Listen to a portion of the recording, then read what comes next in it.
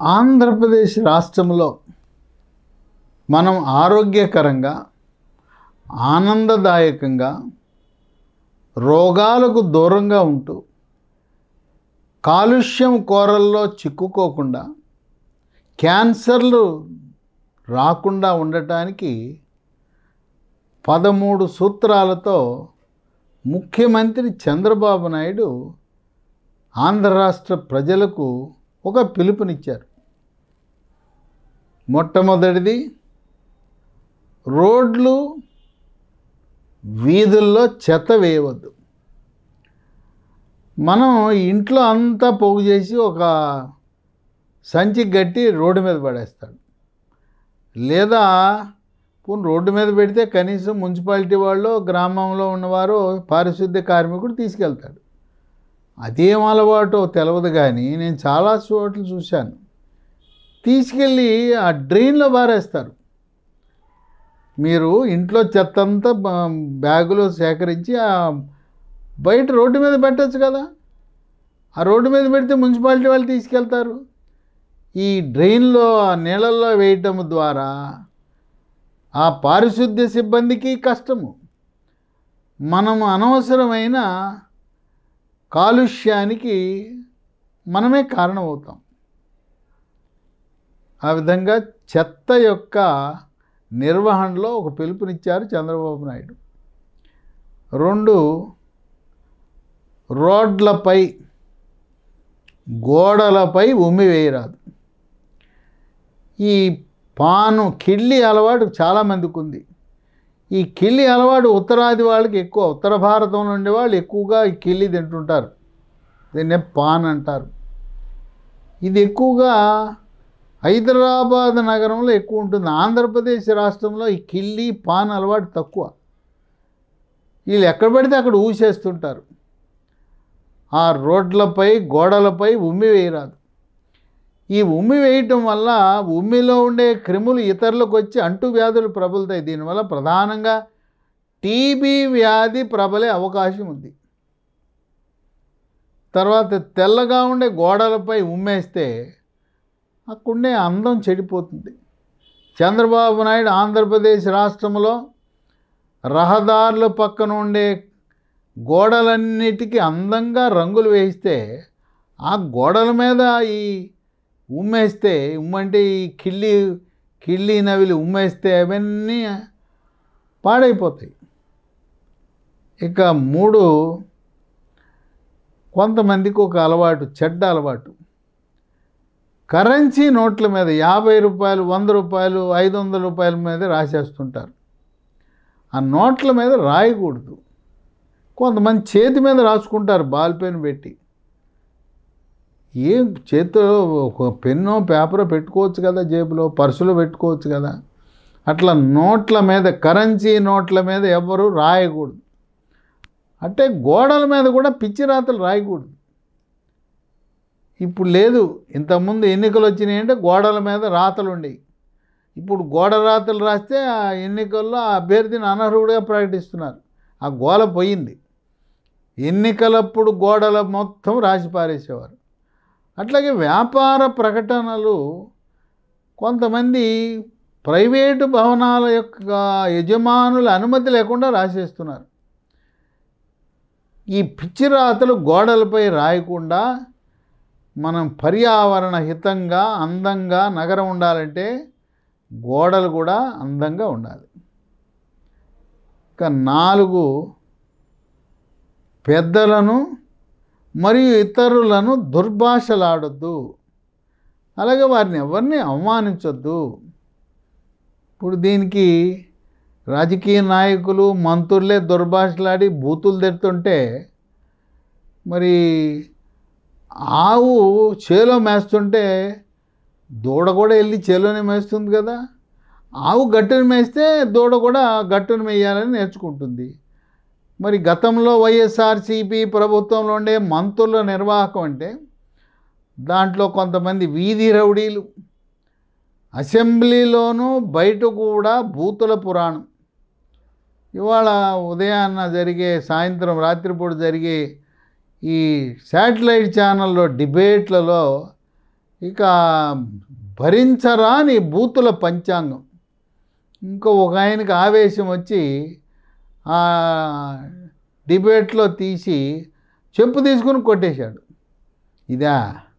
ఇలాంటి కాకుండా పెద్దలను గౌరవించాలి, ఎవరిని అవమానించకూడదు,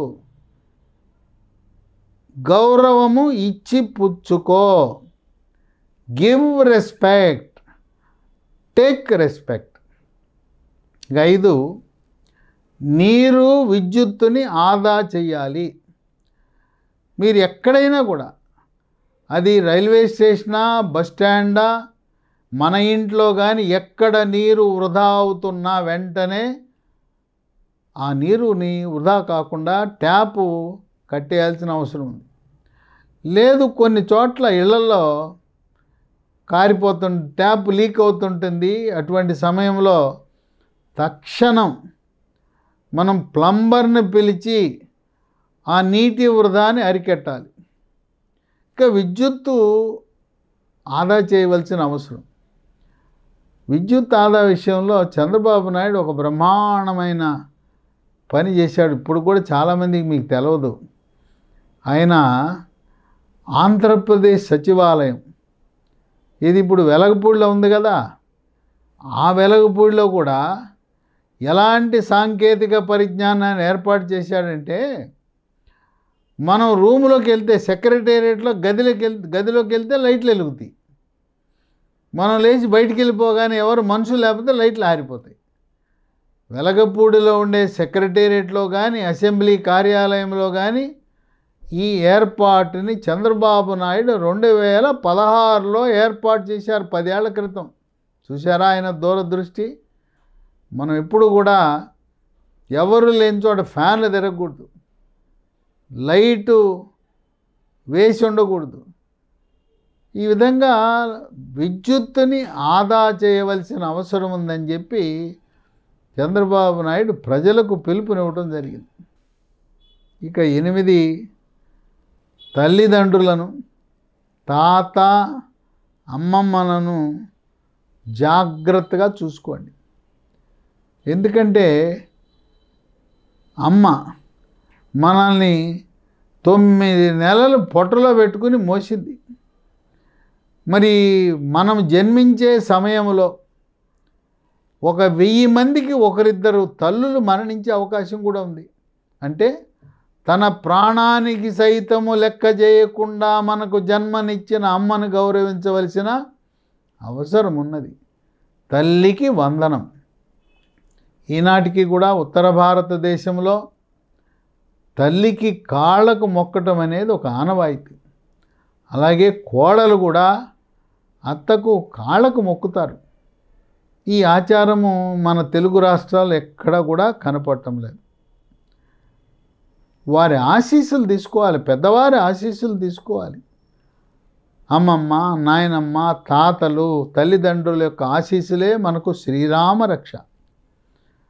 వారిని గౌరవించటం చిన్నతనం నుంచి కూడా నేర్పించవలసిన బాధ్యత తల్లిదండ్రులకు, అక్కడ స్కూల్లో ఉండే టీచర్లపై ఉన్నది.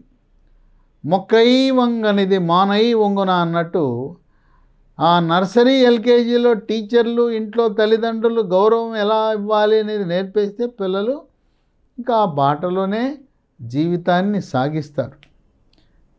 ఇక 9, స్త్రీలను గౌరవించండి. ముఖ్యంగా గర్భవతులను, బాలింతలను, సంకన పిల్లలుండే మహిళలను గౌరవించవలసిన అవసరం ఉంది.